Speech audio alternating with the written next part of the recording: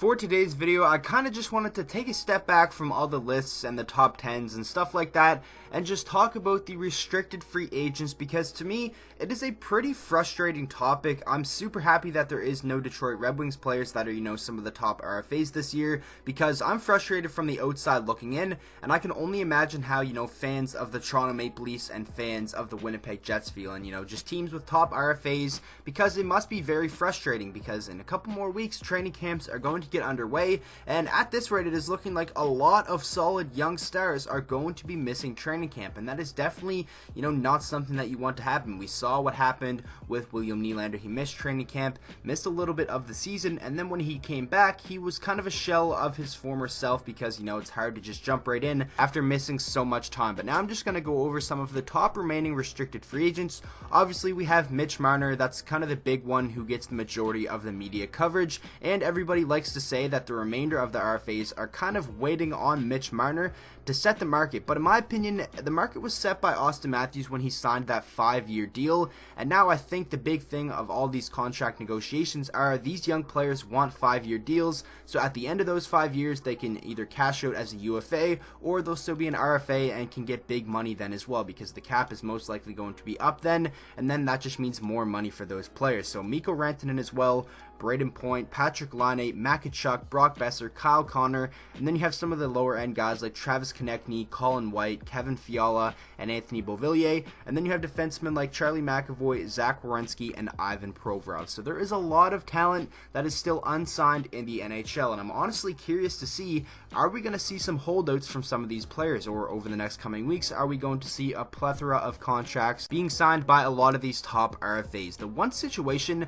that I'm honestly most intrigued about is the Winnipeg Jets situation with their top RFAs Kyle Connor and Patrik Laine. Everyone, I'm sure at this point, saw the interview that Patrik Laine had with Sportsnet, where he said he's kind of prepared for anything and he knows that he is going to be playing somewhere come October. And he was also asked, does he want it to be in Winnipeg, and then he kind of hesitated and said he doesn't have anything bad to say about Winnipeg and everything has been good so far. But then he said his final comments are he's just prepared for anything, and that's all he has to say on that. And obviously when one of the top RFAs come out and say something like that, it is going to stir up a lot of rumors, and Winnipeg does have the cap space to bring back Kyle Connor and Patrik Laine, but it is going to cost a pretty penny. I would say Patrik Laine, if it's a long-term deal, is going to be anywhere from 7 to 8 mil. Like it or lump it, that's probably what he's going to want, and he's probably not going to sign for anything less. Yes, he did have a little bit of a down season this past year and was just atrocious defensively, but he scored 44 goals in his second NHL season. He's definitely going to want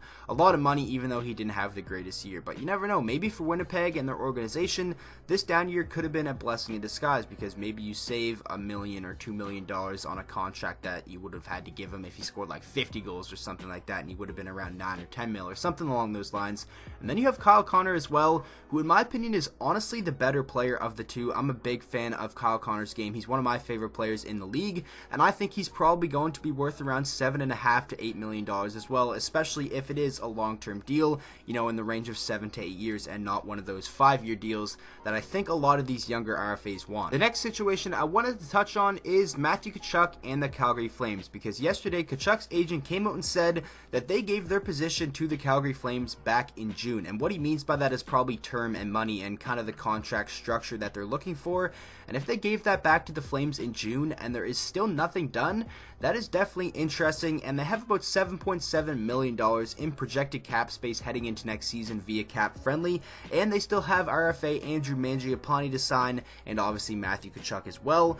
And Matthew Tkachuk had a fantastic year, definitely picked a good time to have that real good breakout season, in his contract year, and if it's a long-term deal, I think he's going to be worth a lot of money, definitely up there around $7 or $8 million, and for a team that only has 7.7, that is definitely tough, and I guess it kind of makes sense why there is nothing done. Maybe they're trying to work on like a bridge deal or something like that, or if they want to give Tkachuk maybe like a 5-year deal, if that is what he's looking for, like I'm sure a lot of the RFAs are, then maybe they don't want to give him as much money because they know they're going to have to pay him big at the end of those 5 years if that is the the contract that they decide to go with.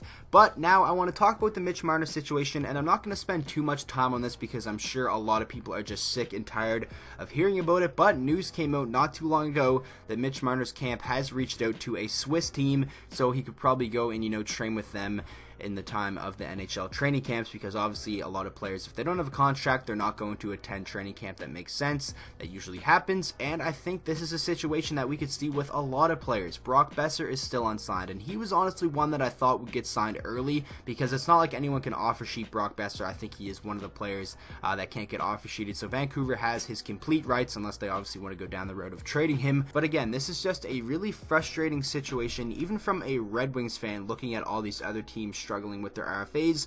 I'm not excited because I know in the coming years we're going to have Anthony Mantha, Athanasiou, and Tyler Bertuzzi up. Hopefully it's not another situation like this, but again, this is just a crazy RFA class, and still the majority of them are not signed. Another one that I'm honestly super surprised isn't signed is Zach Werenski for the Columbus Blue Jackets. They have a ton of cap space, and he is one of their cornerstone pieces for their franchise moving forward. If I'm Columbus, I'm giving him whatever he wants. If he wants a 5-year deal, so be it. If he wants an 8-year deal, give it to him. If he wants 6 to 7 mil, I think he is worth that. He didn't really have a good year. He put up good points, but his overall game kind of fell off from his previous 2 seasons. But I'm a big fan of Zach Werenski, and I think Columbus should have had him signed by now. Another guy, Ivan Provorov, is still an RFA, and he's an interesting one because he definitely had a little bit of a down year, so maybe there is a little bit of discrepancy between the GM and the player on how much they think he is worth. But even still, I can't believe there are so many RFAs that have gone unsigned to this point in time. Another huge one is Braden Point. Just had a 90-point season, 40 goals. He's fantastic, and he's gonna cost Tampa Bay a lot of money, and they don't really have too much money to give around. And honestly, if I had to pick any of these players and just kind of go on a limb and guess if any of them will be on a new team than the team that has their rights right now come opening night, I think I would honestly go with Braden Point. Like, I wouldn't be shocked if it came out that Braden Point was traded or offer sheeted or something like that. I honestly wouldn't be shocked at all. Earlier in the summer, there was some rumors that Braden Point actually was offer sheeted, but he just turned them down because he wants to stay and play in Tampa Bay. And obviously that makes sense. They're one of the best teams in the league, and obviously Tampa Bay would be a beautiful place to spend your career. But Braden Point, man, that's just a tough situation because he's going to be worth a lot of money, and Tampa Bay obviously has a lot of money tied up in some of their top guys like Stammer, Kucherov, Victor Hedman, and Andrei Vasilevsky. So if you're a fan of any of these teams with some of the top RFAs, I'm very curious to hear your guys' thoughts. How much do you think your player is worth? Whether you're a fan of the Winnipeg Jets, whether you're a fan of the Leafs, the Flyers, the Blue Jackets, any of the teams with the top RFAs, let me know down in the comment section how much term and how much money do you think your general manager should give, one of your younger franchise players. The final situation I want to touch on before I end this video is when Sebastian Aho got offer sheeted by the Montreal Canadiens. That was a 5-year deal. So now Sebastian Aho is on a 5-year deal with the Carolina Hurricanes. And I'm sure a lot of the other top RFAs look at that and say, okay, I want a 5-year deal too. I want to be able to cash in down the road in 5 years when the salary cap does go up. And it obviously came out that after Sebastian Aho signed that contract with Montreal, or signed the offer sheet or whatever, and Carolina did decide to match, Aho said he wanted to be in Carolina. That's where he wanted to play. So he basically just used Montreal to get the contract that he wanted, and obviously that is smart. And could you imagine if all these restricted free agents do end up getting what they want, and a lot of them do sign 5-year deals, and then you just simulate 5 years down the line, and we're basically in the same situation again, but most of them will be unrestricted free agents, and boy, would that ever be a crazy summer. That is going to wrap up this video. Well, make sure you guys let me know down in the comment section what are some predictions that you have for the top RFAs heading into next season. Like, who do you think is going to sign first? Who do you think is a player that's most likely to hold out or get traded or be on a new team come next season? If I had to fire off some quick predictions, the player that I think could be on a new team, I already said it in this video, I'm going to go with Braden Point. The next player to sign, I think it's going to be Mikko Rantanen. He's a huge part of that team. They have the money to sign him. I think they are going to agree on something in the coming weeks.